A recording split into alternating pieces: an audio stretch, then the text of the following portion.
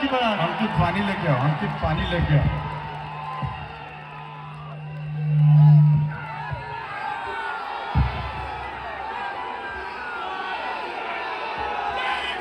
भारत माता की, भारत माता की, भारत माता की।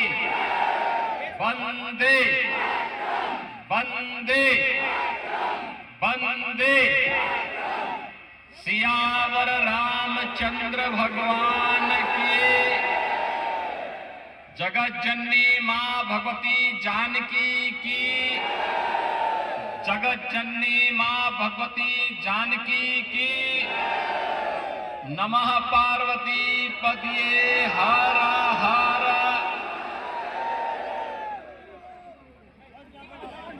उत्तर प्रदेश सरकार में परिवहन मंत्री के रूप में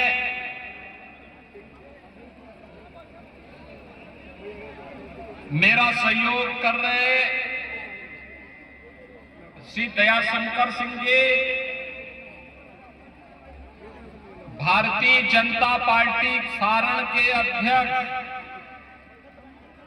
श्री रणजीत कुमार सिंह जी, लोजपा के जिला के अध्यक्ष श्री रावीन सिंह जी, श्री अशोक कुशवाहा जी, जिलाध्यक्ष हम श्री उज्जवल श्रीवास्तव जी, श्रीनिवास सिंह जी, जिला पार्षद प्रतिनिधि श्री अजय मांझी जी हैं। लगातार झूठ पे झूठ, झूठ पे झूठ। लेकिन मैं आपसे कहना चाहता हूं, जिन्होंने देश को लूटा है, देश की विरासत का अपमान किया है और लगातार आज भी वे यही कर रहे हैं, उनका आचरण देखो ना। इसी सीवान में खानदानी माफिया को गले लगा रहे हैं। आप देख रहे होंगे चंदू बाबू के साथ क्या घटना घटित हुई थी इस सीवान में। एसिड से उस माफिया ने उड़ेल डाला था। यह घटना घटित होती थी बिहार में आरजेडी के समय में। लेकिन अब नहीं, अब तो यूपी का बुलडोजर चांप रहा है माफिया को। अब नहीं ये लोग कुछ कर सकते। और इसीलिए बहनों और भाइयों, मैं आपसे अनुरोध करने के लिए आया हूं, अपील करने के लिए आया हूं। हमारा सहयोगी दल है लोजपा आर। डेरा जाइए और वहां पे जो हॉस्पिटल बने, उस हॉस्पिटल का नामकरण लोकनायक जयप्रकाश नारायण जी की धर्मपत्नी के नाम पर करवा दो। 100 बेडेड हॉस्पिटल। आज वहां बेहतर कनेक्टिविटी, स्मारक बन रहा है, बहुत भव्य कार्यक्रम चल रहे हैं। बहनों और भाइयों, महापुरुषों को सम्मान देकर के विरासत का संरक्षण करने का काम कोई कर रहा है तो एनडीए की डबल इंजन की सरकार कर रही है। विरासत को अपमान करने का काम कांग्रेस, आरजेडी और समाजवादी पार्टी जैसे दल करते हैं। ये गरीबों का भी खा लेते हैं, गरीबों के हक को छीनते हैं, बेटी और व्यापारी की सुरक्षा में सेंध लगाते हैं, निवेश को प्रताड़ित करके भगाते हैं, नौजवानों के रोजगार को छीनने का काम करते हैं। और इसलिए बहनों और भाइयों, हम लोग आपसे कहने के लिए आए हैं। आपने गांधी जी के 3 बंदरों का नाम सुना होगा ना। गांधी जी के 3 बंदर थे। गांधी जी ने कहा था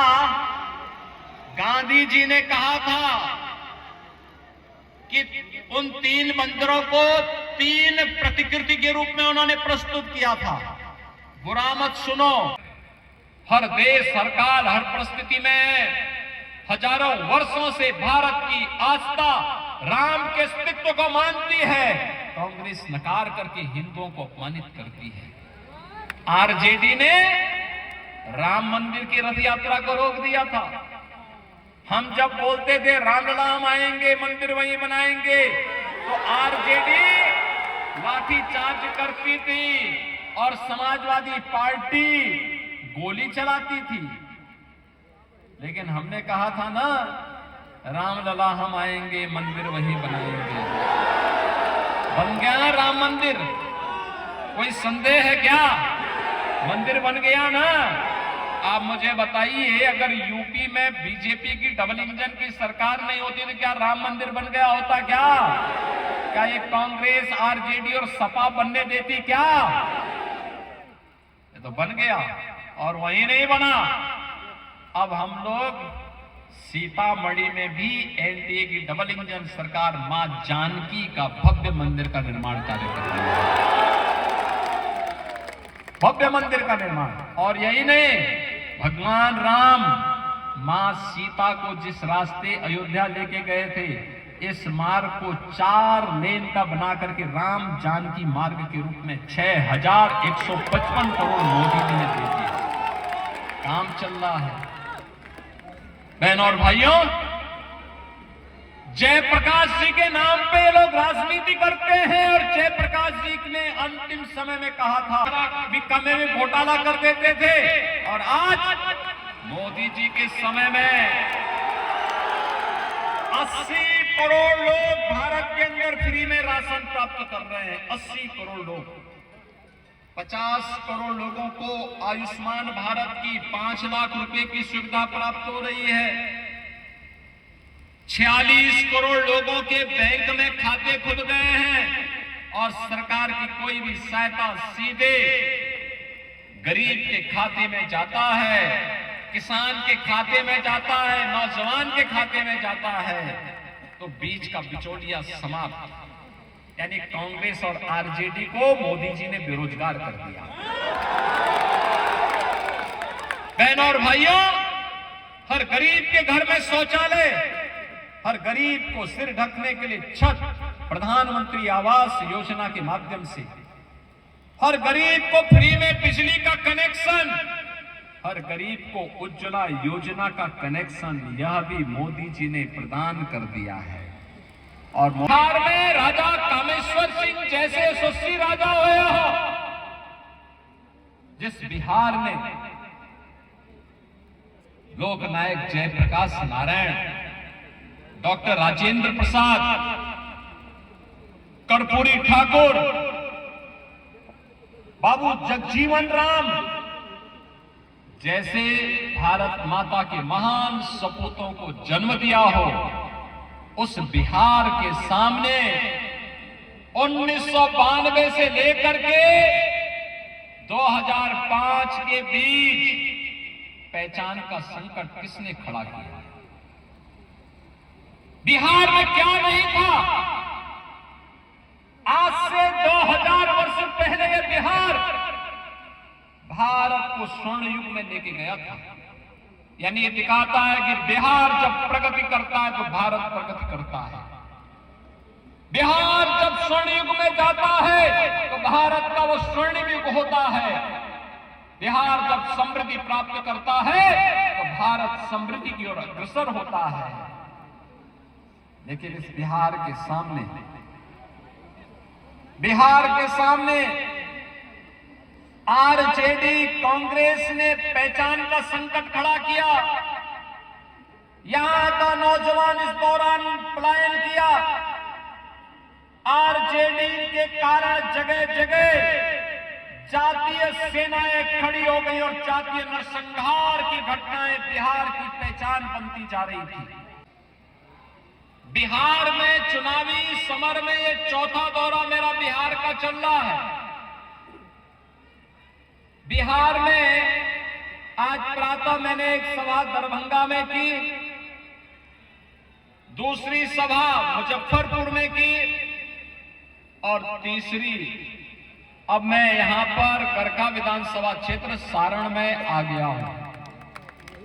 मैं सबसे पहले तो आप सभी को हृदय से धन्यवाद दूंगा और अभिनंदन करूंगा कि आपने लोकसभा चुनाव में जब मैं आया था ना, आपने भारत माता के एक यशस्वी और जुझारू सपूत से राजीव प्रताप रूडी जी को भारी बहुमत से विजयी बना करके भेजा।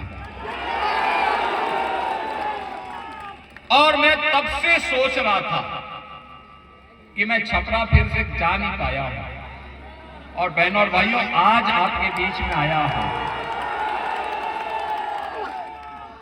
यद्यपि छपरा, सीवान, ये सब तो हमारे उत्तर प्रदेश से लगा हुआ क्षेत्र है और आज से नहीं, त्रेता युग से बिहार और उत्तर प्रदेश का संबंध तो रोटी बेटी का संबंध है, एकदम ऐसा है जैसे घर परिवार का संबंध। और इसीलिए जिस धरा पर ये मान्यता है कि मर्यादा पुरुषोत्तम भगवान श्री राम ने देवी अहिल्या का उद्धार किया था, जिस पावन धरा को लोकनायक जयप्रकाश नारायण की जन्मभूमि होने का,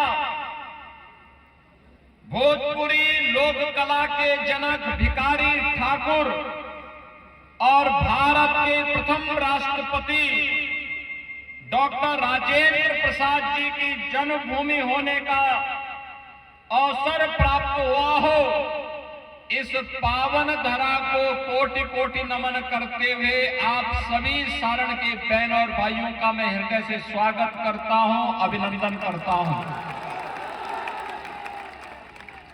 बहन और भाइयों, आज मैं प्रातः काल से ही बिहार की धरती